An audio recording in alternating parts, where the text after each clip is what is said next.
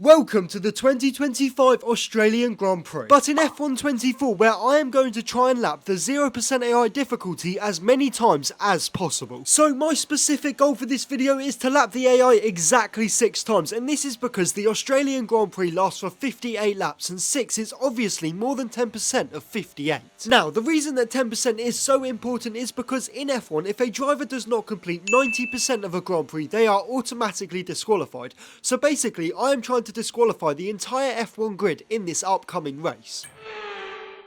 So I'm going to be doing this race in a realistic McLaren because I'm going to need every bit of help that I can get to achieve my goal. As the lights went out, I actually had a pretty awful reaction time because I am genuinely just so slow. However, this would not matter because into turn 1, I was about to absolutely send it. Coming into the corner, I thought that I would make maybe 4 or 5 overtakes, which would be pretty standard. However, I managed to basically drift my way through the corner, making contact with 3 cars.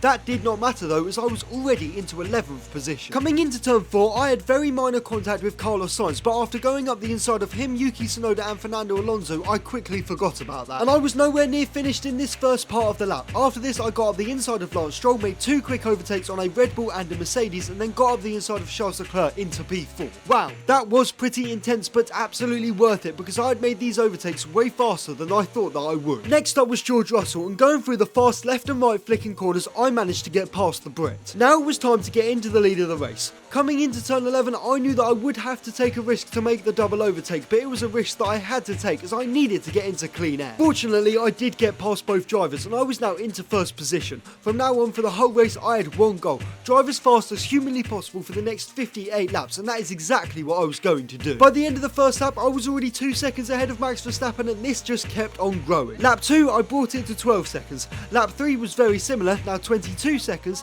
Lap 4, another 10 seconds, brought it up to 32 seconds, and this kept on going from lap 5 to lap 6, where eventually I managed to bring my gap to Max Verstappen all the way up to 52 seconds. And as we come on to lap 7, I would not be too far behind Logan Sargent, who was in last, and it was now time to start lapping cars for the first time in this race. So it actually took me most of the lap to catch up to Logan Sargent, but once I had caught up to him, I would not stop lapping cars for a very long time. After I lapped the first 2 back markers, I had to try and get past a line of about 5 cars, and then into the final 2 corners, I basically drifted past Valtteri Bottas, and then Alex Albon let me through. Now, I'm not going to waste your time, but I do want to show you how long it took me to get from these back markers all the way up to the front of the race, and this took me an entire 2 laps, which you can see in the background, and this was far from ideal. So in total, it took me just over 10 laps to catch up to Max Verstappen, and this was not good at all. So let me explain. See, my aim was to lap the 0% AI 6 times in this race, and therefore I would disqualify them all. This meant that I would need to have lapped every single car every 9.66 laps, or basically every 9 laps and 2 sectors, and currently I was way off this, and I knew that I just had to start driving faster. And that is exactly what I did.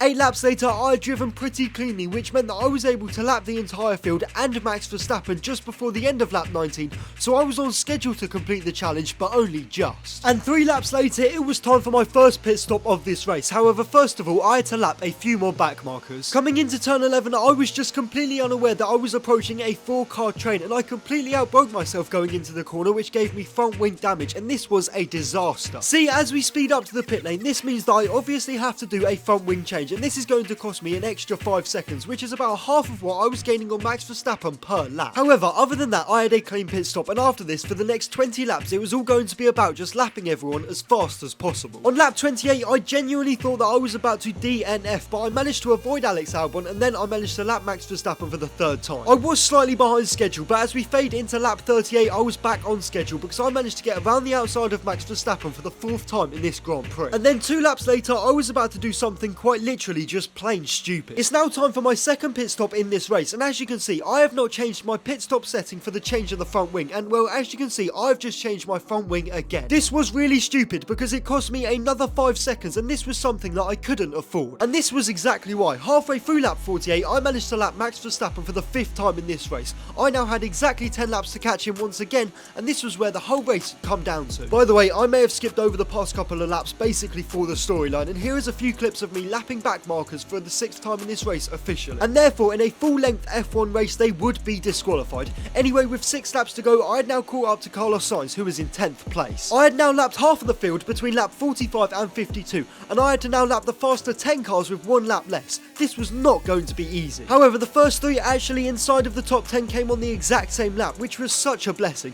First up was Fernando Alonso and Lewis Hamilton, who both let me safely through on the straight. Unfortunately, the same could not be said for Lance Stroll, but to be fair, that was probably my fault because I ultimately crashed into him because I'm just that much faster. Anyway, after this, I managed to catch Sergio Perez on lap 53, and it took me 2 more laps to catch up to Oscar Piastri. This could have been a disaster if I didn't just about avoid Valtteri Bottas on the exit of turn 1.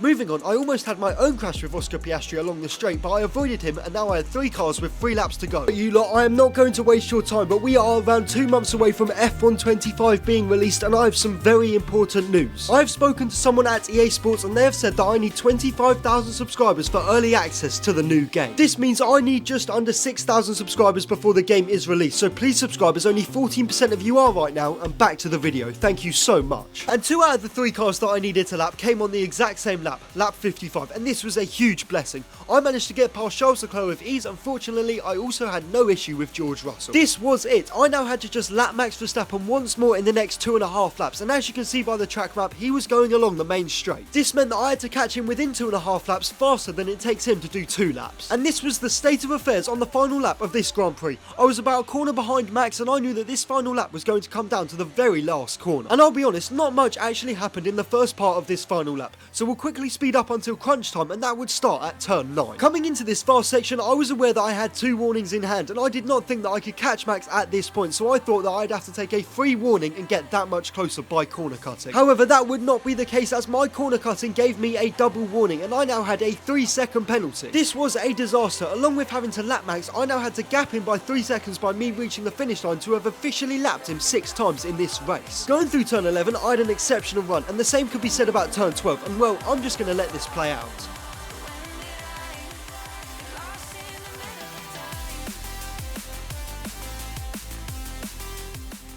I had done it. With some dodgy driving techniques and Max Verstappen somehow not managing to stay on the racetrack, I had successfully lapped the entire field 6 times in one race and therefore completed my goal. However, I am aware that that final overtake looked pretty dirty, and it was. However, hear me out, it wasn't all that bad. My overtake on Max was completely clean, where all 4 of my tyres never actually left the white lines, but I did touch the grass, and obviously Max Verstappen should have known better than to come alongside me on the exit of the corner. Anyway, thank you all so much for watching. Please remember to subscribe, and I will see you all very soon.